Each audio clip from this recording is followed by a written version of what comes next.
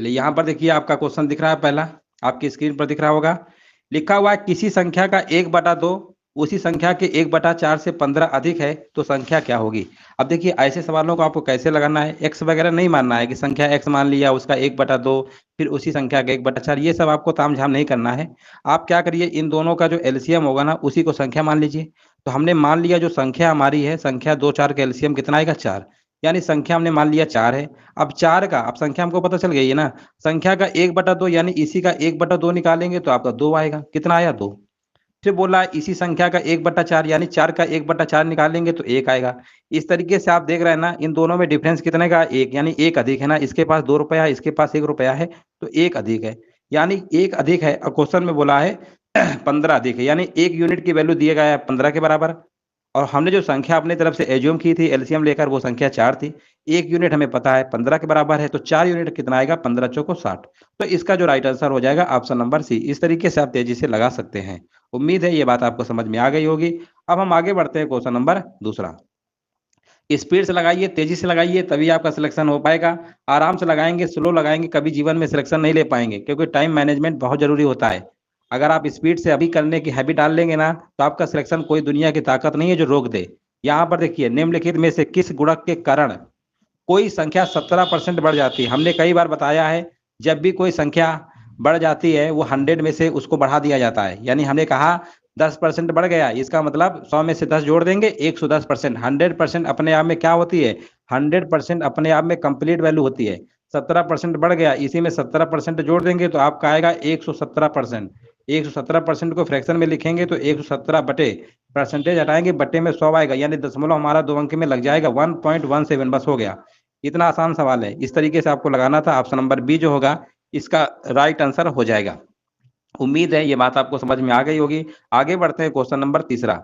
यहाँ पर देखिए पूछा गया है 8 की पावर 1/3 इंटू यहाँ पर 16 की पावर 1/4 गुणे 2 की पावर -2 का सरलीकृत क्या होगा। तो देखिए सबसे पहले यहाँ पर देखते हैं, बेस यहाँ पर सबसे 2 लिखा हुआ है, तो ऐसा करते हैं 8 और 16 को भी हम 2 के बेस में कन्वर्ट कर सकते हैं, है ना। कोई दिक्कत नहीं होनी चाहिए, कन्वर्ट कर सकते हैं। तो चलिए यहाँ पर देखिए 8 लिखा हुआ है, तो इसको 8 को हम 2 की पावर 3 लिख सकते हैं, इसकी पावर 1/3 है उसको वैसे ही लिख देंगे। 16 को देखिए 2 की पावर 4 लिख देंगे, इसकी पावर 1/4 है। और यहाँ पर अगला स्टेप है 2 की पावर -2। अब आप कहेंगे 4 से 4 कट गया, 3 से 3 कट गया, यानी ये हमारा आएगा 2 की पावर 2। 2 की पावर 2 इंटू 2 की पावर -2, यानी ये आएगा 2 की पावर 0। किसी भी नंबर की पावर अगर 0 होती है, पावर पावर ऐड होगा ना, प्लस माइनस, तो यहाँ पर कितना आएगा, तो 2 की पावर 0, और इसका आंसर कितना आएगा, 1 आ जाएगा। ठीक है ना। वैसे भी आप समझ सकते हैं, प्लस का है माइनस का है कैंसिल हो जाएगा, आंसर कितना आएगा, 1 ही आएगा। तो ऑप्शन नंबर इसका बी नंबर जो होगा राइट आंसर हो जाएगा। उम्मीद है ये भी आपको समझ में आ गया होगा। आगे बढ़ते हैं, क्वेश्चन नंबर 4। और यहाँ पर देखिए पूछा गया है यदि x - y बराबर 4 और एक्स वाई बराबर 21 हो तो x की पावर 3 माइनस y की पावर 3 का मान क्या होगा। ठीक है दोस्तों, जब भी इस टाइप के सवाल हो, डिफरेंस दिया हो, मल्टीप्लाई दिया हो, और यहाँ पर पावर यानी क्यूब में पूछ रहा हो, तो आपको देखिए पूरा साल में नहीं करना है। आप अगर हिट एंड ट्रायल अगर यूज करेंगे कॉन्सेप्ट मेथड, तो आपका जल्दी सवाल लग जाएगा। हिट एंड ट्रायल मेथड क्या होता है, आपको 2 नंबर ऐसे सोचने हैं कि जिनका डिफरेंस 4 आना चाहिए और गुणा करने पर 21 आना चाहिए। तो आप कहेंगे ऐसे 2 नंबर हमारे 7 और 3 हैं, इनका अगर अंतर लेते हैं तो 4 आता है, अगर मल्टीप्लाई करते हैं तो 21 आता है। बिल्कुल सही है, कंडीशन सेटिस्फाइड हो रहा है। अगर ये आपकी कंडीशन सेटिस्फाइड कर देते हैं 7 और 3, तो फिर आपका आंसर इसी से निकल आएगा। एक्स का क्यूब है, इसको हमने मान लिया एक्स है, इसको मान लिया वाई है। एक्स यानी 7 का क्यूब करेंगे तो कितना आएगा, 343 आएगा। ठीक है ना, माइनस, अब यहाँ पर 3 का क्यूब करेंगे, 3 27 होता है। इसी घटा लीजिए, 13 में 7 घटाएंगे 6 आएगा, 3 में 2 घटाएंगे 1 आएगा, और यहाँ पर बचेगा 3, यानी 316 इसका राइट आंसर हो जाएगा। इस तरीके से आप बिना टाइम वेस्ट किए आप तेजी से एग्जाम में लगा सकते हैं। ये चीजें आपको अच्छे से पहले प्रैक्टिस करेंगे तभी आपको सारी चीजें आ पाएंगे। अब हम आगे बढ़ते हैं, क्वेश्चन नंबर 5 नंबर देखिए लिखा हुआ है भिन्न 1 सही 1/5 तथा इसके व्युत्क्रम के मध्य अंतर कितना होगा। तो सबसे पहले इस भिन्न को हम फ्रैक्शन में कन्वर्ट कर लेते हैं। ये भिन्न हमारी मिक्स्ड यानी सही बटा में लिखा हुआ है, तो इसको पहले भिन्न में बदल लेते हैं, यानी 5 एकम 5 इसका गुणा करके ऊपर वाला जोड़ देते हैं। आप जानते होंगे 5 एकम 5 यानी 6/5 आएगा। इसका व्युत्क्रम व्युत्क्रम होगा 6/5 का, उल्टा कर देंगे 5/6, इसका अंतर पूछा गया है। अब दोनों का एलसीएम लेके हमें इसे सॉल्व करना पड़ेगा। 5 6 का एलसीएम 30 होता है, 5 का भाग 30 में देंगे 6 बार जाएगा, यानी 6 का मल्टीप्लाई अंश वाले नंबर में कर देते हैं, 6 छंग 36 होता है। इसी प्रकार 6 पंचे 30, 5 25, 30 में से 25 आप घटा लेंगे तो आपका कितना आएगा, 11 आएगा, यानी इसका जो राइट आंसर हो जाएगा 11/30 हो जाएगा। ऑप्शन नंबर देखिए कहाँ लिखा हुआ है, ऑप्शन नंबर सी जो होगा इसका राइट आंसर हो जाएगा। इस तरीके से आपको तेजी से लगाना था। अब हम आगे बढ़ते हैं क्वेश्चन नंबर 6। इस टाइप के भी सवाल हमने कई बार परीक्षाओं में कराया है। आपने अगर हमारे वीडियो सारे देखे होंगे तो आपको जरूर पता होगा। यहाँ पर देखिए 12 + 12 + 12 अनंत तक जा रहा है। ऐसे सवालों को हमने बताया था कि यहाँ पर जो भी नंबर लिखा हो उन्हें दो ऐसे नंबरों में तोड़िए कि जिनमें से अंतर 1 का आए। तो आप कहेंगे 4 और 3, 4 3 का गुणनफल भी 12 होता है और अंतर भी 1 होता है, यानी इसमें से हमारा काम हो जाएगा। तो जिसमें से जो बड़ा नंबर होगा, यहाँ पर सीरीज प्लस की जा रही है, प्लस की अनंत तक जा रही है, तो आंसर बड़ा वाला लेते हैं। अगर यहाँ पे माइनस कर दिया होता सीरीज में तो फिर आपका आंसर 3 हो जाता। तो इसका जो राइट आंसर हो जाएगा ऑप्शन नंबर बी जो होगा बिल्कुल 100% करेक्ट आंसर हो जाएगा। उम्मीद है दोस्तों ये चीज आपको समझ में आ रहा होगा, है ना। चलिए आगे बढ़ते हैं। और देखिए इस टाइप के सारे सिलेबस में आपके दिए गए हैं, भिन्न हो गया, फ्रैक्शन हो गया, इस टाइप के जितने भी सवाल हैं आपके सिलेबस में है और सिलेबस के ही अकॉर्डिंग हम करा रहे हैं। कोई भी चीज अपने मन से फालतू का नहीं करा रहे हैं। यहाँ पर देखिए सबसे पहले 1/3/7 भागे 49/10 प्लस 1/7 माइनस 2/7 को सरल कीजिए। अब देखिए ऐसे सवालों को कैसे लगाते हैं। सबसे पहले भाग वाले में थोड़ा सा दिक्कत होती है, तो भाग को गुणा में बना लो, बहुत आसान होता है। तो देखिए भाग को गुणा में कैसे बनाते हैं, पहले 1 लिख लो, भाग को गुणा में बनाना है तो गुणा लगा लो और जो 3/7 आगे लिखा हुआ है इसी को उल्टा कर दो रिवर्स, यानी 7/3। अगला स्टेप देखिए यहाँ पर भाग है तो गुणा बना लेंगे, 49/10 लिखा हुआ है ना, इसको उल्टा कर लेंगे यानी 10/49। तो ये चीज याद रखिएगा, भाग को अगर गुणा में कन्वर्ट करना है तो आगे वाले नंबर को रिवर्स कर दीजिए, आपका वो कन्वर्ट हो जाता है। अब हम आगे बात करते हैं, 1/7 लिखा हुआ है माइनस का 2/7 लिखा हुआ है, बस ये तो सिंपल हो गया, 7 एकम 7, 7 49 होता है, 7 7 क्या होता है 49 होता है। अब इसको देखिए ऊपर आएगा 10 और यहाँ पर 7 3 का 21 हो जाएगा, ये आप कर लेंगे, प्लस 1/7 आएगा माइनस का 2/7। इस तरीके से आप देखिए 3 फ्रैक्शन बन गई हैं, इनको हमें सॉल्व करना है। 21 7 7 का एलसीएम निकालेंगे तो आपका कितना आएगा, एलसीएम 21 आएगा। 21 का भाग, अब देखो 21 का भाग इसमें देते हैं, जो भागफल आता है उसको हम अंश के साथ गुणा करके लिखा जाता है। ये आप लोगों ने फ्रैक्शन का यानी भिन्नों का जोड़ घटाना पढ़ा होगा तो जरूर पता होगा। 21 से कम 21 होता है, 1 गुणा 10 में कर देंगे तो आपका 10 आ जाएगा, ठीक है ना। आगे प्लस का साइन लगा देंगे, प्लस लगा हुआ है। अब 7 का भाग 21 में देंगे, 7 3 का 21 होता है, 3 का गुणा 1 में करेंगे, 3 एकम 3 होता है। इसके बाद माइनस लगा देंगे, 7 3 का 21, 3 दूनी 6, इस तरीके से आप कर लेंगे। तो 10 3 13, 13 में 6 घटाएंगे 7, ठीक है ना। तो यहाँ पर आ जाएगा 13 में 6 घटाएंगे यानी 7/21 आ जाएगा। 7/21 को फिर से सॉल्व कर सकते हैं, 7 एकम 7, 7 3 का 21। इस तरीके से आप देखेंगे ओवरऑल जो रिजल्ट इसका आएगा 1/3 आएगा, जो कि ऑप्शन नंबर तीसरा वाला सी नंबर बिल्कुल सही हो जाएगा। चलिए कोई दिक्कत हो, समझ में ना आ रहा हो तो कमेंट करके आप बता सकते हैं। चलिए अब हम आगे बढ़ते हैं क्वेश्चन नंबर 8। यहाँ पर देखिए बहुत ही सिंपल पूछा गया है, 7 ग्राम 1 किलोग्राम का कितना दशमलव भाग होगा। तो देखिए ऐसे सवालों को आपको कैसे लगाना है, 7 ग्राम 1 किलोग्राम का, यहाँ पर का वर्ड लगा हुआ है और दशमलव भाग पूछा गया है। तो देखिए 7 ग्राम पहले लिख लेंगे, 1 किलोग्राम का पूछा गया है, इसको बटे में लिखेंगे, ये हमारा ग्राम में है तो इसको भी हमें ग्राम में कन्वर्ट करना पड़ता है, ठीक है ना। जब भी इस टाइप के सवालों में फ्रैक्शन में ग्राम किलोग्राम या मीटर किलोमीटर, तो उनको पहले हम सेम यूनिट में कन्वर्ट करते हैं। 1 किलोग्राम में कितने ग्राम होते हैं, आप कहेंगे 1000 ग्राम होता है, ठीक है ना, बस इतना आप कर लेंगे। अब देखिए 3 जीरो है यानी ऊपर वाले संख्या में भाग देना है, तो आपको 3 अंक के बाद दशमलव लगा देना है, तो यहाँ पर आ जाएगा 0.007, बस सिंपल सवाल था। तो इसका जो राइट आंसर हो जाएगा ऑप्शन नंबर सी के साथ चला जाएगा। चलिए अब हम आगे बढ़ते हैं क्वेश्चन नंबर 9। और यहाँ पर देखिए पूछा गया है, यदि 5 प्लस कामा 10 कामा एक्स कामा 7 का औसत 6 है तो एक्स का मान क्या होगा। अब देखिए आपके सवाल सिलेबस में औसत के भी दिए गए हैं, औसत के सवालों को कैसे लगाना है, सबको पहले इनको जोड़ लेते हैं। तो 10 5 15, 15 7 22, 22 और यहाँ पर एक एक्स है ना, तो इसको भी ऐसे लिखेंगे। टोटल संख्याएं कितनी हो गई, 1 2 3 4, यानी 4 का भाग दे देंगे, आगे कितना 6 है यानी यहाँ पर ऐसे 6 लिख देंगे। ये हो जाएगा 4 छंग 24, यानी x बराबर 24 माइनस 22 कर देंगे तो आपका आंसर कितना आ जाएगा, 2 हो जाएगा, ठीक है ना। तो इस तरीके से इसका जो राइट आंसर हो जाएगा ऑप्शन नंबर 2 के साथ चला जाएगा। अब हम आगे बढ़ते हैं, क्वेश्चन नंबर अगला देखते हैं। और यहाँ पर देखिए सवाल है और यहाँ पर ध्यान से पढ़िए, क्वेश्चन लिखा हुआ है, 2 अंकों की एक संख्या के अंकों को परस्पर बदल देने से प्राप्त संख्या मूल संख्या से 18 अधिक है, संख्या के अंकों का योग 6 है, तो मूल संख्या क्या होगी। अब देखिए ऐसे सवालों को हमने कई बार करवाया है, हमारी एक प्लेलिस्ट बनी हुई है, उस पे हमने उसकी कौन सी बुक थी, कोई राइटर की नाम नहीं याद आ रहा, उस पे हमने इस टाइप के क्वेश्चन बहुत कराए थे, रेलवे के साथ पड़ी हुई है पीडीएफ में, उस पीडीएफ कह रहे हैं प्ले लिस्ट पे, उस पे हमने इस टाइप के क्वेश्चन बहुत करवाए। यूथ पब्लिकेशन की बुक से करवाया था, तो इस टाइप के सवाल उसमें बहुत सारे करवाए थे। तो देखिए सबसे पहले ऐसे सवालों को हम ऑप्शन से लगाते हैं। संख्या के अंकों को योग बोला है 6 होना चाहिए, इन दोनों का योगफल तो 6 हो ही नहीं रहा, ये वाला तो ऑप्शन बिल्कुल नहीं होगा, ठीक है ना। अब आपको ये ध्यान रखना है, जब भी कहे प्राप्त संख्या मूल संख्या से 18 अधिक है, 18 अधिक है ना, तो हमने बोला है कि जो भी अधिक कहेगा वो हमेशा 9 के मल्टीपल पे होगा, 9 होगा अधिक 18 होगा 27 होगा 36, ऐसे ही सवाल पे देगा, ठीक है ना। कभी ऐसे नहीं देगा कि 15 अधिक है 22 अधिक है 25, ऐसे नहीं देगा। जो भी, तो इसमें आपको क्या करना है, 9 से पहले भाग कर देना है, तो 9 दूनी कितना होता है 18 होता है। यानी अब हमने अगर 18 में 9 से भाग दिया है, डिफरेंस कितना आया 2 आया है। अब हमें क्या करना है, जो भी अंक संख्या लिखी हुई है ना, उनके अंकों के बीच में यानी डिफरेंस 2 का होना चाहिए। आप कहेंगे इनमें डिफरेंस 0 का, ये भी नहीं हो सकता है। ये 2 ऑप्शन हमारे लिए पॉसिबल हैं, लेकिन यहाँ पर लिखा हुआ है 2 अंकों की संख्या को अंकों को परस्पर बदल देने से प्राप्त संख्या। अच्छा, जो देखो जब संख्या पहले पुरानी संख्या ऐसी रही होगी, नई संख्या, तो नई संख्या ज्यादा आ रही ना, इसका मतलब पुरानी संख्या छोटी रही होगी, तो इसका आंसर क्या होगा 24 हो जाएगा।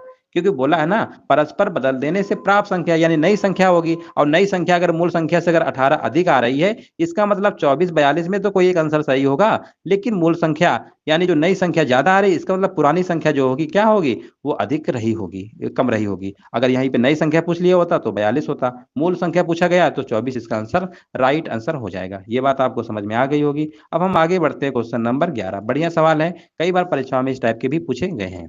यहाँ पर देखिए लिखा हुआ है, ध्यान से समझिए, आराम से समझिए, आपको समझ में बिल्कुल आएगा। थोड़ा स्पीड से पढ़ा रहे हैं ताकि आपके अंदर स्पीड से लगाने की आपके अंदर भी आदत आ जाए, ठीक है ना। चलिए, 2 की पावर 51 प्लस 2 की पावर 52 प्लस 2 की पावर 53 प्लस 2 की पावर 54 प्लस 2 की पावर 55 निम्नलिखित में से किससे विभाज्य है। अब देखो यहाँ पर बोला गया है किससे विभाज्य है। ऐसे सवालों को नंबर सिस्टम में अगर आप लोगों ने पढ़ा होगा तो बहुत अच्छे से पता होगा। यहाँ पर देखिए 2 की पावर 51 52 53 इसी तरीके से सीरियल से नंबर लिख के दे देते हैं। तो सबसे पहले जो आपका नंबर लिखा हुआ है 2 की पावर 51, ऐसे सवालों को पहले कॉमन ले लेंगे, 2 की पावर 51 जो कि स्टार्टिंग में लिखा हुआ है। जब कॉमन लेंगे अंदर 1 बचेगा, यहाँ पर कितना बचेगा 2 की पावर 1 आएगा। देखो 2 की पावर 1 और यहाँ पर 2 की पावर 51, तभी जोड़ोगे तभी तो 2 की पावर 52 आएगा। ये बात आपको समझ में आ गई होगी। अब यहाँ पर अगला स्टेप में क्या आएगा, 2 की पावर कितना आएगा, ये तो 51 लिखा है ना, 51 लिखा है, ठीक है। तो यहाँ पर कितना आएगा, यहाँ पर 2 की पावर 2 आएगा। फिर अगला स्टेप में 2 की पावर 3 आएगा, अगले स्टेप में 2 की पावर 4। अब देखो 4, ये 4 है और ये 51 जोड़ोगे तभी तो आपका 55 तक है ना, हो गया कंप्लीट। यहाँ तक आप कर लेंगे ना। अब बोला किससे विभाज्य है, तो देखो सबसे पहले इसको तो 2 की पावर 51 ऐसे लिखना ही पड़ेगा, इसको सॉल्व कर लो। 2 की पावर 4 कितना होता है, 2 दूनी 4 दूनी 8 दूनी 16 आएगा, 16 और इसका 8, 2 की पावर 3 8 होता है, 16 8 24, 24 4 कितना होता है 24, 2 की पावर 2 यानी 4, 24 4 28, 28 2 30 यानी 31 आएगा। दोस्तों 31 आएगा, अगर ऑप्शन में 31 दे दिया होता तो सीधे हम टिक कर देते, बट यहाँ पर इन्होंने 31 ऑप्शन तो नहीं दिया है, थोड़ा सा इन्होंने घुमाया है, कोई दिक्कत नहीं है। अब देखो यहाँ से कुछ ना कुछ 2 का यहाँ पे इसमें सम्मिलित करना पड़ेगा, तो इसको ऐसा देखते हैं, यहाँ पर 31 का कितने गुना है, कोई ना कोई नंबर 31 का मल्टीपल जरूर होगा। तो 31 से चौको कितना होता है 4 एकम 4 4 त्रिक 12, यही वाला आंसर आएगा। तो यहाँ पर आप ये तो ऐसा करिए, 2 की पावर जो 51 लिखा है ना, इसको ऐसे करिए 2 की पावर 49 लिख दीजिए, और 2 की पावर 2 को अलग कर लेते हैं, यानी 2 की पावर 2 का मतलब 4 इंटू 31, ऐसे लिख सकते हैं कि नहीं लिख सकते। 2 4 का मतलब क्या होता है 2 की पावर 2, 2 की पावर 2 और 2 की पावर 49 मिलकर 2 की पावर 51 तो बना ही लेगा ना। अब इस 4 का इसमें मल्टीप्लाई कर देंगे तो आपका आ जाएगा 4 एकम 4 4 त्रिक 12। ऑप्शन को भी ध्यान देना है, तो ऑप्शन के अकॉर्डिंग लगाएंगे, तो इसका जो राइट आंसर होगा 124। यानी जो भी संख्या होगी अगर ये 124 से कट गया तो बाकी ये भी कट जाएगा, उससे कोई दिक्कत नहीं है। इस तरीके से आपको लगाना होता है। आगे बढ़ते हैं, क्वेश्चन नंबर 12, और यहाँ पर देखिए पूछा गया 0 आपको दिख रहा होगा अच्छे से, 0.363636 को भिन्न में बदला जाए तो परिणाम क्या होगा, ठीक है ना। परिणाम क्या होगा, अब देखिए कैसे लगाएंगे इसको। देखो सबसे पहले रिपीटेशन हो रहा है 0.36 इसको हम बार के फॉर्म में लिख सकते हैं, इस तरीके से लिख सकते हैं, 0.36 की पावर क्या लिख सकते हैं बार में। अब इसको परिणाम क्या होगा, यानी देखो यहाँ पर 2 नंबर रिपीटेशन हो रहा है 3 6 3 6, यानी यहाँ पर 36 बटे क्या लिख देंगे 99, बस हो गया। अब इसको चाहो तो सिंपलीफाई कर लो, यहाँ पर ऐसा करते हैं 9 से काट लेते हैं, 9 चौको 36 होता है, 9 एकम 9, यानी इसका जो राइट आंसर होगा 4 बटे क्या होगा 11 हो जाएगा। तो ऑप्शन नंबर इसका बी होगा, ठीक है। इस तरीके से आपको लगाना होता है। अब हम आगे बढ़ते हैं, क्वेश्चन नंबर 13 देखते हैं। और यहाँ पर देखिए पूछा गया है वह न्यूनतम संख्या ज्ञात कीजिए जिसे 1294 से घटाने के बाद बची संख्या को 9, 11, 13 तीनों से भाग देने पर प्रत्येक बार में 6 शेष क्या बचता है, 6 शेष बचता है। अब देखिए ऐसे सवालों को आपको कैसे लगाना है। सबसे पहले यहाँ पर जो बची संख्या लिखी है 9, 11, 13, तो सबसे पहले इसका हम एलसीएम निकाल लेंगे। तीनों संख्याएं हमारी कैसी हैं, इनमें कुछ कॉमन तो है नहीं, तो इन्हीं का मल्टीप्लाई ही कर लो, वही आपका क्या होगा, एलसीएम हो जाएगा। तो 11 नहीं है कितना होता है, 99 होता है, इंटू 13 से मल्टीप्लाई कर देंगे। 13 नहीं है 117 होता है, और हासिल का आएगा 11। 13 नहीं है 117, 117 इसी में जोड़ दीजिए, 7 एकम 8 और यहाँ पर 2, यानी आपका आ जाएगा 1287। ठीक है ना। अब यहाँ पर 6 शेष बचता है, इसी में 6 और जोड़ देंगे, तो यह आपका आ जाएगा 7, 6, 13, 8, 1, 9, 1293। कितना आ गया, 1293। अब आप ये बताइए 1294 से में से कितना हम घटा दें कि 1293 आएगा, तो आप कहेंगे एक इसमें से घटा दीजिए। तो इसका जो राइट आंसर होगा ऑप्शन नंबर सी के साथ जाएगा, एक इसका जो होगा बिल्कुल सही आंसर हो जाएगा। इस तरीके से आपको लगाना था। अब हम आगे बढ़ते हैं क्वेश्चन नंबर 14, और यहाँ पर देखते हैं पूछा गया है 1/5 प्लस 2√3 के हर का परिमेय का मान ज्ञात करिए। अब देखो परिमेयकरण आपको अच्छे से पढ़े होंगे तो जरूर कर लेंगे। सबसे पहले देखो ये 5 प्लस 2√3 लिखा हुआ है ना, ये प्लस बीच में साइन है ना, इसी का साइन ले लेंगे, मतलब माइनस। अगर प्लस में दिया है माइनस में ले लेते हैं, अगर माइनस में दिया होता है तो प्लस में ले लेते हैं। इसी का मल्टीप्लाई ऊपर नीचे कर देते हैं। तो आप देखिए मल्टीप्लाई करेंगे तो ऊपर हमारा आएगा 5 माइनस 2√3, ये आएगा। अब देखो यहाँ पर जब मल्टीप्लाई करोगे तो एक बार तो प्लस में तो है ही, ठीक है ना। एक बार आपको समझा दे रहे हैं, यहाँ पर 5 प्लस 2√3 तो एक ब्रैकेट में आएगा ही, दूसरे ब्रैकेट में हमारा क्या आएगा, 5 माइनस 2√3। अब ये आप ध्यान से अगर आप लोगों ने पढ़ा होगा, ये होता है ए प्लस बी ए माइनस बी। ए प्लस बी ए माइनस बी का फार्मूला होता है ए स्क्वायर माइनस बी स्क्वायर, यानी 5 के स्क्वायर करेंगे 25 होगा, 2√3 का स्क्वायर करेंगे तो कितना आएगा, बी स्क्वायर, यानी 25, और यहाँ पर 2√3 का स्क्वायर करेंगे तो 2 दूनी 4 त्रिका 12, यानी 25 में से 12 घटा देंगे तो 13 आएगा। यानी इसका राइट आंसर 5 माइनस 2√3 अपान 13 आएगा। कहाँ पे लिखा हुआ है, ऑप्शन नंबर सी बिल्कुल सही आंसर इसका हो जाएगा। आगे बढ़ते हैं क्वेश्चन नंबर 15, और यहाँ पर देखिए पूछा गया है एक व्यक्ति अपनी कुल आय का 1/4 भाग बचत करता है तथा 48 रुपए खर्च करता है, उसकी आय कितनी होगी। अब देखो यहाँ पर हम मान लेते हैं 1/4 भाग क्या करता है, बचत करता है, तो मतलब हम मान लेते हैं टोटल उसके पास आय मान लेते हैं 4 है, यानी 4 रुपए उसके पास है। अब ये बताओ 4 रुपए में अगर 1 रुपए अगर बचत कर रहा है तो खर्च कितना कर रहा होगा, आप सीधे से बता देंगे। 4 में अगर 1 की बचत हो रही है तो 3 रुपए खर्च हो रहा है। यही क्वेश्चन में खर्च 4800 के बराबर दिया हुआ है, यानी 3 यूनिट की वैल्यू 4800 के बराबर दिया गया है, तो 1 यूनिट की वैल्यू निकाल लेंगे तो आपका आएगा 1600। 1 यूनिट निकाल लिया, और आय हमने मानी थी 4 यूनिट है, यानी 4 यूनिट कितना होगा, 16 चौको 6400 हो जाएगा। तो इसका जो राइट आंसर होगा ऑप्शन नंबर बी के साथ जाएगा, 6400। पाई चार्ट आपकी स्क्रीन पर क्वेश्चन दिख रहा होगा, लिखा गया दिए गए पाई चार्ट का एक व्यक्ति के मासिक खर्च के वितरण तथा बचत को दिखाता है। दोस्तों कंसंट्रेशन बनाए रहिएगा, तभी आपको अच्छे समझ में आएगा, ठीक है ना। चलिए यहाँ पर हम देख लेते हैं क्वेश्चन को अच्छे से। अब आपको दिख रहा होगा, यहाँ पर देखिए पूछा क्या गया है क्वेश्चन, यदि एक व्यक्ति का मासिक वेतन 6000 रुपया है तो कितने मदों पर वह 1000 रुपया से अधिक खर्च करेगा। 1000 रुपये से अधिक, यहाँ पर सब परसेंटेज में दिया गया है, ठीक है ना। ये तो बचत का, इसको छोड़ दो। यहाँ पर मद, यानी यहाँ पर देखना है कितने मदों पर, यानी कपड़े, मकान भाड़ा, भोजन, पेट्रोल, मनोरंजन, मतलब किसमें से इसका अधिक आ रहा है। तो पहले परसेंटेज निकाल लेते हैं। 1000 रुपया लिखा हुआ है ना, अधिक 1000 लिख लेंगे, और टोटल हमारा मासिक वेतन दिया हुआ है 6000, इसको बट्टे में लिखेंगे, परसेंटेज यानी 100 से मल्टीप्लाई कर लेंगे, और 3 जीरो से 3 जीरो काट देंगे, 100/6, यानी आपका आ जाएगा 16 सही 2/3%, ठीक है ना। अब देखो 16 से 2/3% से कहाँ कहाँ पर अधिक है, तो आप कहेंगे कि मकान भाड़ा पे अधिक है, और कहाँ पर है, एक बचत पे तो है, लेकिन बचत का तो पूछा नहीं गया है। पूछा गया खर्च करेगा, यानी खर्च का निकालना है, इसको तो वैसे भी छोड़ देंगे। तो आपका एक ही मद है, वो कौन सा है, मकान भाड़ा, तो इसका ऑप्शन नंबर फर्स्ट के साथ जाएगा। उम्मीद है ये आप बात तो समझ गए होंगे। आगे बढ़ते हैं क्वेश्चन नंबर 22। यहाँ पर देखिए, यहाँ पर क्या पूछा गया है, यहाँ पर पूछा गया है वह व्यक्ति 1800 रुपये प्रतिमाह निम्नलिखित में से किस मद पर खर्च करता है। अब देखिए 1800 रुपये खर्च करता है, कुछ नहीं है, आपको परसेंटेज निकाल लेना है। टोटल इसके पहले हमें दिया हुआ था, पहले वाले प्रश्न में कितना है, मासिक वेतन 6000 है, टोटल हमें पता है 6000 है, बस आपको निकाल लेना है 1800 का 6000 कितना परसेंट होगा, तो 1800 लिखेंगे और बट्टे में लिखेंगे 6000 इंटू 100 परसेंटेज में आपको निकालना है। यहाँ पर 3 जीरो है, यहाँ पर 2 जीरो है, 1 जीरो ये काट दो, 6 त्रिक 18, तो आप कहेंगे 30%। अब देखिए 30% वाला कहाँ पे लिखा हुआ है, और यहाँ पर ध्यान रखिएगा खर्च की बात हो रही है तो खर्च वाला यही है, यानी मकान भाड़ा। इसका राइट आंसर होगा ऑप्शन नंबर 2 के साथ जाएगा। इस तरीके से आपको ग्राफ समझ के अच्छे से लगाना है। आगे बढ़ते हैं, क्वेश्चन नंबर 23। यहाँ पर देखिए क्या पूछा गया है। पूछा गया है पाई चार्ट में पेट्रोल पर खर्च का खंड केंद्र पर कितने डिग्री का कोण बन रहा है। अब देखिए पेट्रोल की बात हो रही है तो सबसे पहले पेट्रोल वाले कॉलम में पहुंचेंगे। आप तो कहेंगे 10% है, हमें पता है 10%। और इधर सॉरी, यहाँ पर देखिए दोस्तों, सबसे पहले आपको ये पता होना चाहिए 100% हमेशा 360 डिग्री के क्या होता है, बराबर होता है। ठीक है ना, 100% कही है या डिग्री में 360 कही है, बात एक ही है। अब प्रश्न में बोला गया है 10% यानी पेट्रोल का पूछा गया है।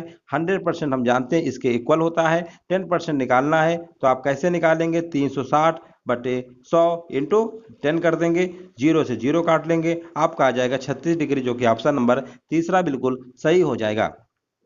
अब हम आगे बढ़ते हैं, क्वेश्चन नंबर 24। यहाँ पर देखते हैं क्या पूछा गया है। क्वेश्चन को आपको ध्यान से पढ़ना है, समझना है, तभी आप समझ पाएंगे, अदरवाइज नहीं समझ पाएंगे। यहाँ पर थोड़ा सा ऑप्शन आप देख लीजिए, ठीक है ना, और हल्का सा थोड़ा छोटा कर देते हैं। यहाँ पर देखिए लिखा गया है, यदि ये मान लिया जाए कि दिया गया पाई चार्ट 6,000 रुपया प्रति माह वेतन वाले एक व्यक्ति के खर्च को दिखाता है, तो ज्ञात कीजिए दिए गए पाई चार्ट तथा एक अन्य पाई चार्ट की त्रिज्याओं का अनुपात क्या होगा, जो 1500 रुपये प्रतिमाह वेतन वाले एक अन्य व्यक्ति के खर्चे को दिखाता है।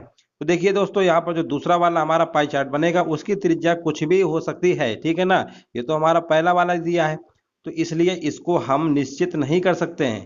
तो इसका जो ऑप्शन जाएगा, ऑप्शन चौथे नंबर के साथ जाएगा, कुछ भी इसका डाटा नहीं दिया हुआ है, तो इसलिए हम निश्चित इसे नहीं कर सकते हैं। तो ऑप्शन नंबर जाएगा किसके साथ, 4 नंबर के साथ जाएगा। बस आपको ऐसे ही डायरेक्ट आंसर दे देना था।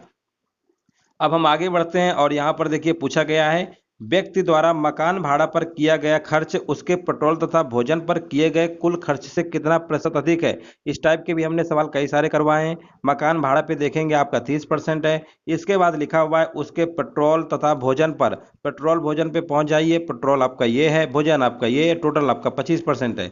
इधर आपका 25% है, इधर आपका 30% है। कितना अधिक है तो आप बोलेंगे 5 अधिक है, बटे में कितना आएगा 25 इंटू 100, परसेंटेज निकालना है, 5 में 25 होता है, 5 दूनी 10 जीरो, तो आप कहेंगे इसका राइट आंसर 20% होगा। ऑप्शन नंबर तीसरे के साथ इसका आंसर चला जाएगा। उम्मीद है यह बात आप समझ गए होंगे। अब हम आगे बढ़ते हैं, दूसरा हमारा पाई चार्ट शुरू होता है 81 नंबर से लेकर 84 नंबर तक। यहाँ पर देखिए लिखा हुआ है, किसी देश में विभिन्न खेलों पर एक वर्ष का खर्चा दिया गया है। यहाँ पर खेल है हमारे गोल्फ, टेनिस, अन्य फुटबॉल, ये सब वगैरह वगैरह सब लिखा हुआ आपको दिख रहा है। अब यहाँ पर हम बात करते हैं यदि वर्ष में खेलों पर, यहाँ पर लिखा हुआ है कितना, 1,50,00,000। थोड़ा सा बड़ा कर देते हैं, आप तब आपको और अच्छे से दिख जाएगा। चलिए क्या हो रहा है देखो अब आपको दिख रहा होगा अच्छे से, ठीक है ना। चलो तो यहाँ पर देखो, यहाँ पर लिखा हुआ है 1,00,000 कितना है, 1,50,00,000 की राशि खर्च की गई। तो क्रिकेट और हॉकी को मिलाकर कितनी, अब देखो क्रिकेट हॉकी की बात हो रही है, तो आप कहेंगे 25 और 15 जोड़ेंगे 40, यानी इसी का 40% निकाल लीजिएगा। तो 1,50,00,000 यानी 5 जीरो और बढ़ाएंगे आगे, इंटू निकालेंगे 25, 5 3 10 40, 40% इस तरीके से आप निकाल लीजिएगा, जीरो जीरो काट लीजिएगा, 15 चौको 60, यानी कहाँ पे 6 जीरो है, यहीं पे। तो ऑप्शन नंबर आपका ये आंसर हो जाएगा 60 लाख, ठीक है ना। उम्मीद है यह बात आपको समझ में आ गई होगी। कुछ नहीं था, बस इसका परसेंटेज निकाल के इसका गुणा कर देंगे, आपका आंसर आ जाएगा। आगे बढ़ते हैं क्वेश्चन नंबर 82 नंबर पे। 82 नंबर पे देखिए क्या पूछा गया है। पूछा गया यदि वर्ष में खेलों पर कुल, यहाँ पर कितना है, 1,20,00,000 है। चलिए 1,20,00,000 है, यहाँ पर भी लिखा हुआ है 1,20,00,000 की राशि खर्च की गई है, तो बास्केटबॉल पर कितनी राशि खर्च की गई है। अब देखो बास्केटबॉल का परसेंटेज हमें दिया हुआ है 12.5% है। 12.5% की फ्रैक्शन वैल्यू कितनी होती है, याद होनी चाहिए, 1/8 होती है, यानी इसमें से 8 से भाग आपको देना पड़ेगा। 8 एकम 8, 8 पंचे 40, यानी 15 के समथिंग कुछ आंसर जाएगा। तो ऑप्शन नंबर इसका हो जाएगा 15 लाख हो जाएगा, ठीक है ना। ऑप्शन नंबर कौन सा जाएगा, डी नंबर के साथ चला जाएगा। उम्मीद है ये भी आपको समझ में। चलिए अगला क्वेश्चन देखते हैं। यहाँ पर देखिए लिखा गया है, फुटबॉल के लिए खर्च की गई कुल राशि तथा हॉकी पर खर्च की गई कुल राशि का अनुपात कितना था। अब देखिए यहाँ पर पहले हम पहुंचेंगे, हॉकी पर 15% है और यहाँ पर अगर हम बात कर लेते हैं फुटबॉल में भी 15% है, दोनों का सेम है, तो इसका जो रेशियो होगा 1:1 हो जाएगा। अब हम आगे बढ़ते हैं क्वेश्चन नंबर 84 नंबर पे। और यहाँ पर देखिए क्या पूछा गया है, लिखा गया बहुत ही सिंपल है, टेनिस के लिए मध्य कोण कितने अंश का है। टेनिस के लिए पूछा गया 10% है ना। अब इस टाइप का हमने एक सवाल करवाया था, 10/100 कर देते हैं इंटू 360, इस तरीके इसको सॉल्व कर लेंगे तो आपका आंसर कितना आ जाएगा, 36 डिग्री आएगा। ऑप्शन नंबर ए जो होगा इसका राइट आंसर हो जाएगा। उम्मीद है ये भी आपको समझ में आ गया होगा।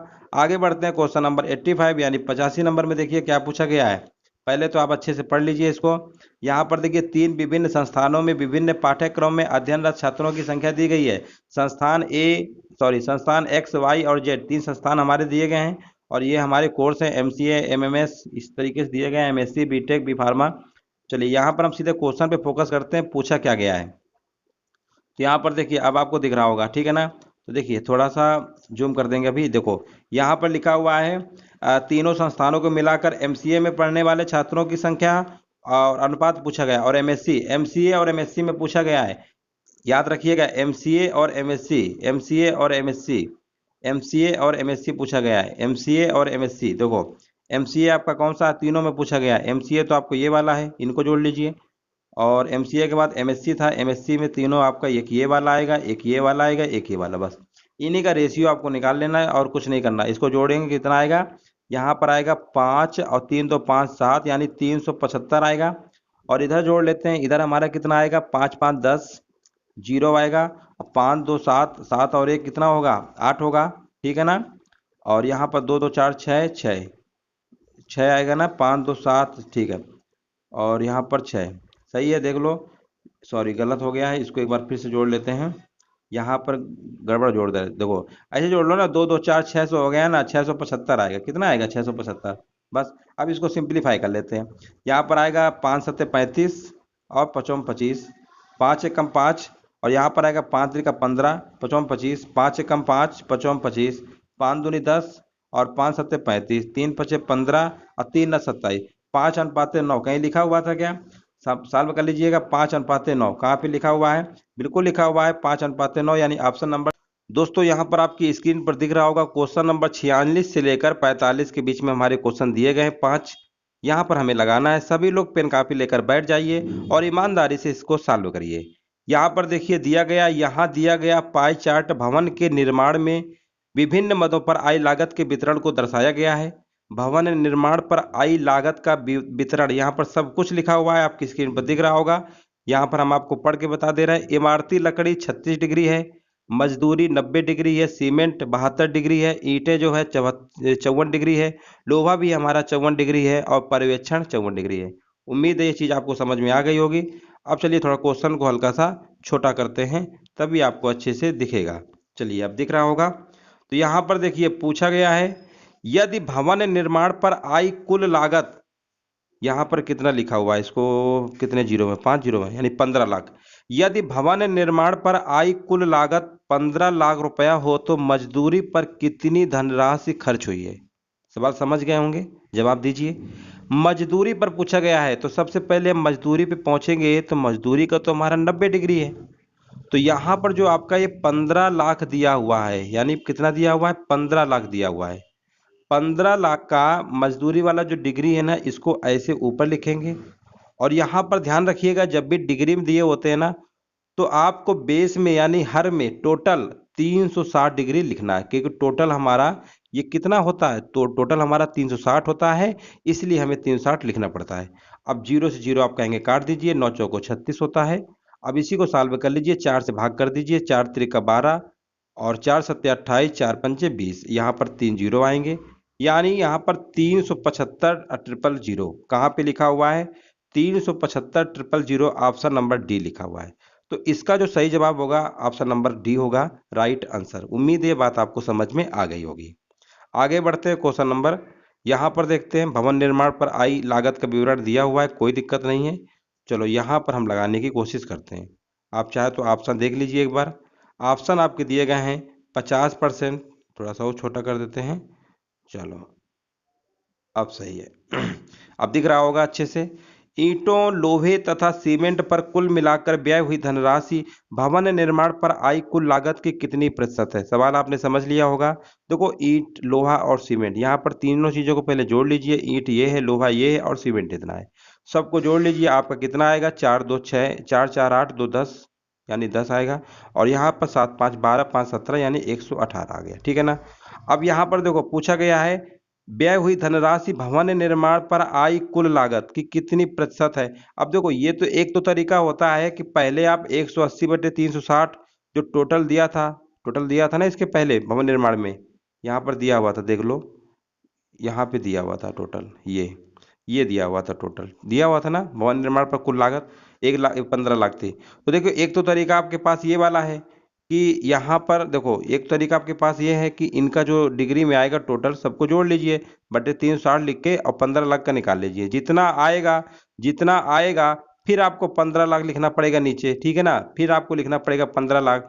उसके बाद आपको फिर 100 से मल्टीप्लाई करना पड़ेगा, तब आपका परसेंटेज निकलेगा। लेकिन इतना हमें ताम झाम नहीं करना है। ठीक है ना। पहले आप 15,00,000 का निकालेंगे, यहाँ पर इसको जोड़ेंगे तीनों का, है ना। तीनों जोड़े पे कितना आया था? 4 4 8 2 10, 5 5 10 और 17 18 यानी 180 डिग्री आया था। तो ये तो एक बार आप 15,00,000 का क्या करेंगे, 15,00,000 जो लिखा हुआ है इसका पहले आप 180 और बटे 360 निकालेंगे, फिर जितना आएगा फिर 15,00,000 के बटे में। इतना आपको तामझाम नहीं करना, सीधे हम आपको ट्रिक बता रहे हैं।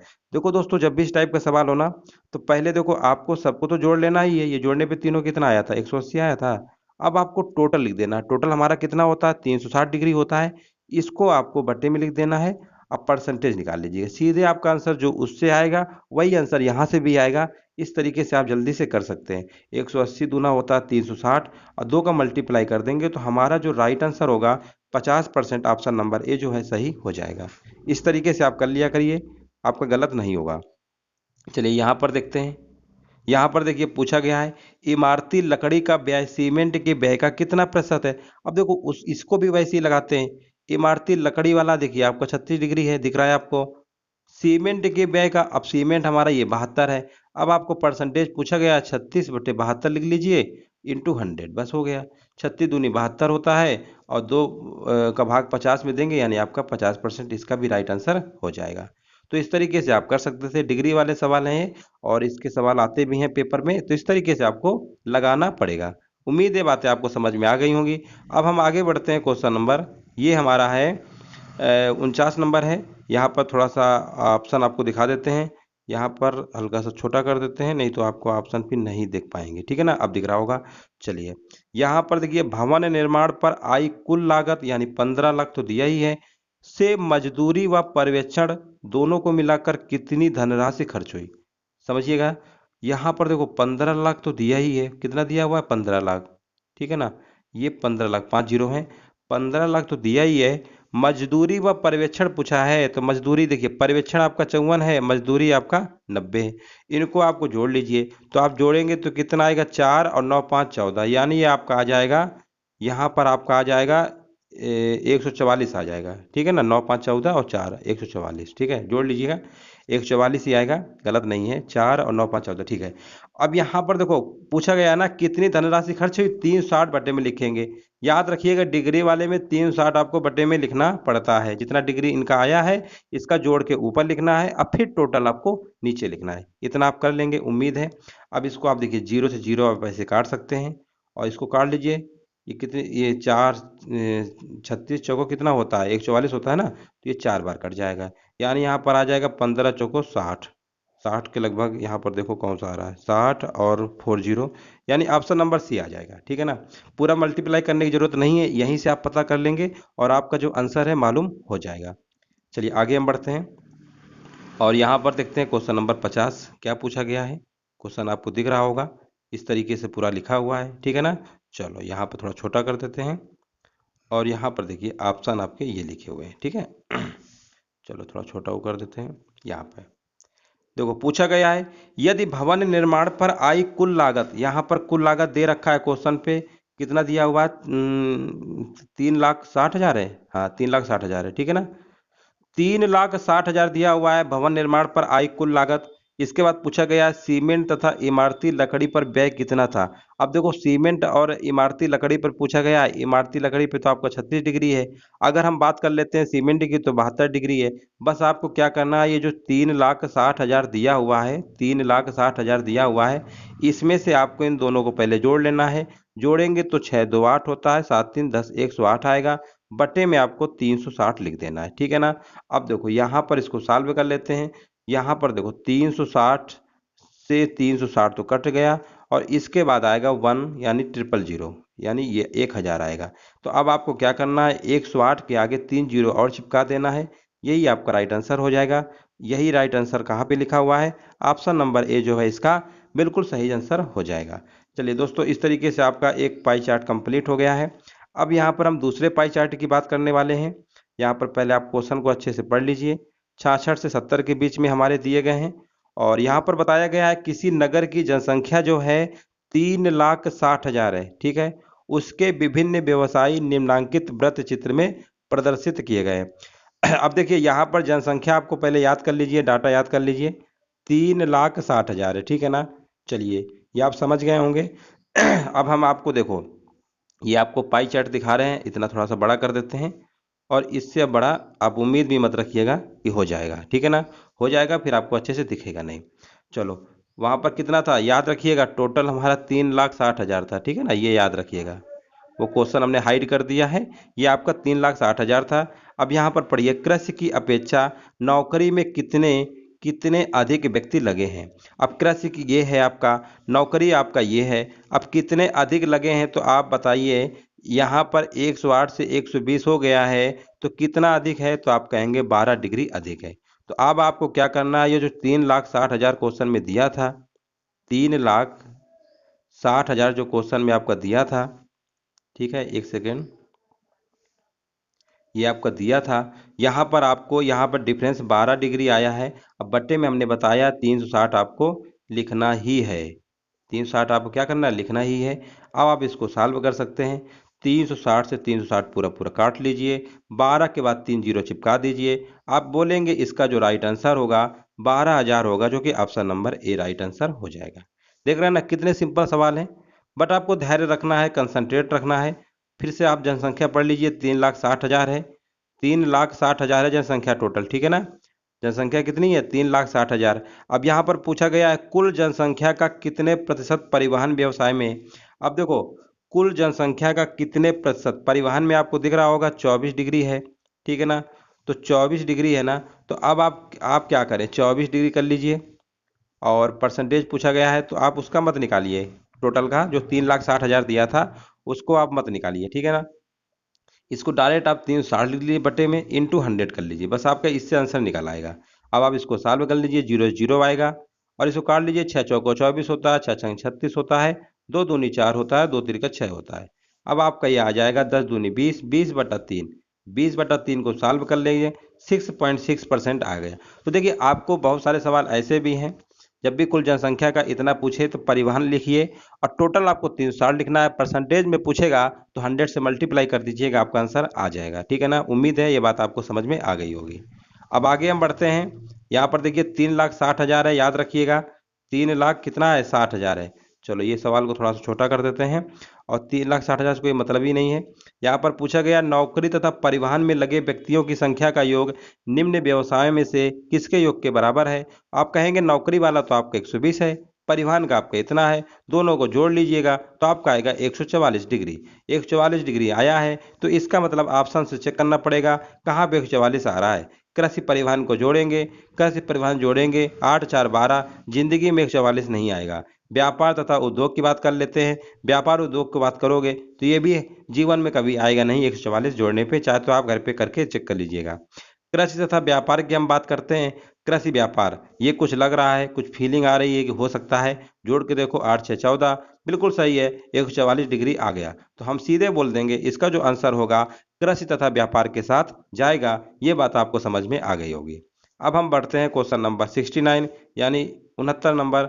यहाँ पर बहुत ही सिंपल प्रश्न पूछ लिया गया है, नौकरी तथा उद्योग में लगे व्यक्तियों का अनुपात क्या होगा। तो आप कहेंगे नौकरी में 120 डिग्री है, ये आपका है 72 डिग्री।